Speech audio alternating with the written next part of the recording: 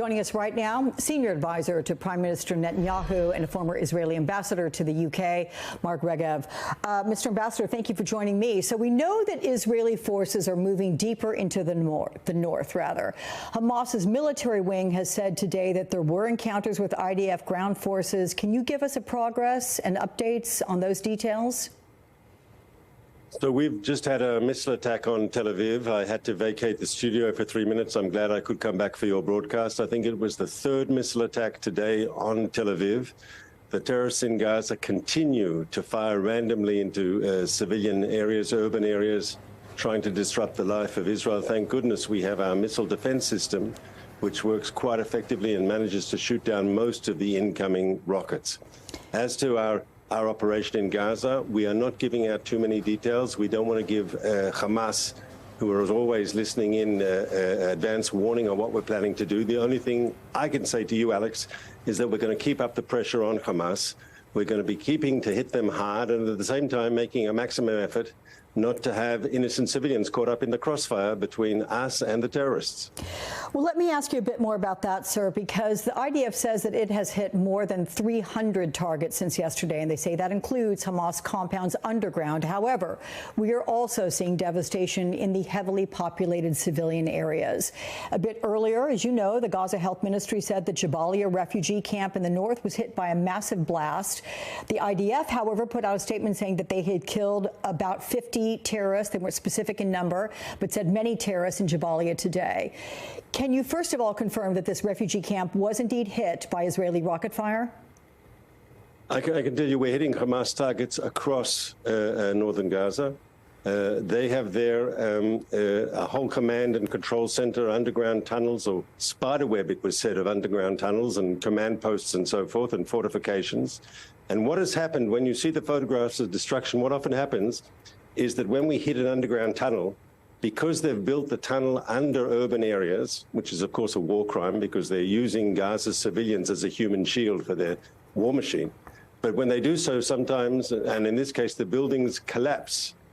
Now, if we hit a military target, and because it's an underground target, it causes the buildings alongside to collapse, we've asked the civilian population to vacate the area. Most of them have. We don't want to hit innocent civilians, but we will destroy the Hamas military machine. We saw what they did on October 7th when they butchered our people. We saw the sort of massacres and brutality that they're capable of. We are going to destroy Hamas, and in the process, I think, in getting rid of Hamas, we're actually doing a favor not only to the people of Israel, who will be safer and more secure without this terrorist enclave on our southern border, but it'll ultimately be better for the people of Gaza, who deserve better than this terrible terrorist regime. Well, and to that end, the fact that they need to leave their homes for that which you say is burrowed underneath their buildings. The Prime Minister says there are safe zones for Gazans in the southeastern region, but so far, sir, our reporters are not seeing evidence of them. The United Nations has repeatedly said there are no safe areas. So where are they? And I guess the big question is, how are their locations being communicated to those on the ground who are looking for shelter? So what we're working on with the United States and with other members of the international community is in the southern end of the Gaza Strip, on the coast, actually. So it's on the western side, on the south of the Gaza Strip, very close to the crossing with Egypt. There's going to be, we're preparing for a safe zone. There's no built-up areas where Hamas has built its infrastructure, its tunnels, its missiles, and so forth. It's largely open area. And there the idea is to build a massive facility for displaced people from the north.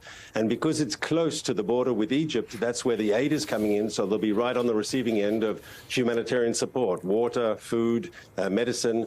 Humanitarian aid will go directly to them. That's the idea. That's the plan. And I think we'll see that expanding in the next couple of days. So that's the plan as of now. You're saying or implying that it has yet to be implemented, and yet the Prime Minister said that it was already in place.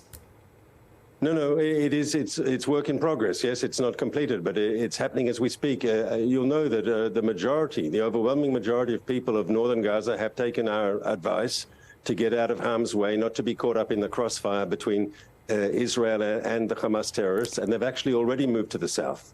And obviously, it's a war situation. It's not easy. I know the difficulties involved. I can understand the hardships. My father himself was a refugee. I know it's not easy. But surely it's preferable to move out of a war zone than to stay in a war zone. What sensible person stays in a war zone? You move out. And so we're encouraging people to do so, and they have voted with their feet. The major problem we have is Hamas has put up obstacles. There are documented cases of Hamas establishing roadblocks to prevent people from evacuating, because Hamas is telling the Gazan civilian population, you have to sacrifice yourself for our cause. You have to become martyrs to our jihad, so to speak. And in doing so, they're showing the whole world what they think of Gaza's, the weight they attach to the lives of Gaza's civilians. We know they are very brutal towards Israelis, and that's been documented in the terrible massacre of October 7th. But that they are brutal towards their own people, that some people don't know, but they should. They don't care a hoot about the civilian population of Gaza. Other than that, they are a human shield for their military machine. In normal countries like the United States and Israel, the job of the military is to protect the public. Hamas inverts that. The job of the public is to protect their terrorist military machine, and that's the truth. All right, I'm told to wrap it just very quickly. How many safe zones have been established or in the process at this time? We're talking about one large zone there on the western edge of the southern Gaza Strip near the coast. So theoretically, they can be supplied by humanitarian aid, not only from the south, from the crossing with Egypt, but also from the sea. All right. And we're also talking about evacuating people who needed to be evacuated to hospitals, either sea hospitals or in Egypt, and building field hospitals there, MASH-type hospitals for the people who need it. There's going to be a major international effort, I believe, to help establish this so that people who, while this fight is going on, they can find relative safety out of the combat zones. I've actually been given a little more time to ask a question that we deem to be pretty important, because when it comes to lessening the civilian death toll in Gaza, I do want your thoughts on some new reporting saying that an Israeli government ministry, albeit a junior one, has drafted a wartime proposal to transfer the Gaza Strip's 2.3 million people to Egypt's Sinai Peninsula. Now, the Prime Minister's office has downplayed that, saying it's a hypothetical exercise. It's something of a concept paper. But why draft it? Because this reporting would suggest it could deepen long-standing fears that Israel is trying to turn Gaza into now Egypt's problem. Let's be clear. Israel has no intention to stay in the Gaza Strip more than we need to. Our mission is only to get rid of the terrorists who butchered our people and to free Gaza from this terrible Hamas regime. We are thinking 2, 3, 4 steps ahead. And in the framework of thinking what will happen after Hamas is defeated and so forth, we're looking at different concepts. There are all sorts of ideas that come up. People write papers, but as my Prime Minister said, that paper is not government policy. It's a conceptual paper of an idea of the person who wrote it.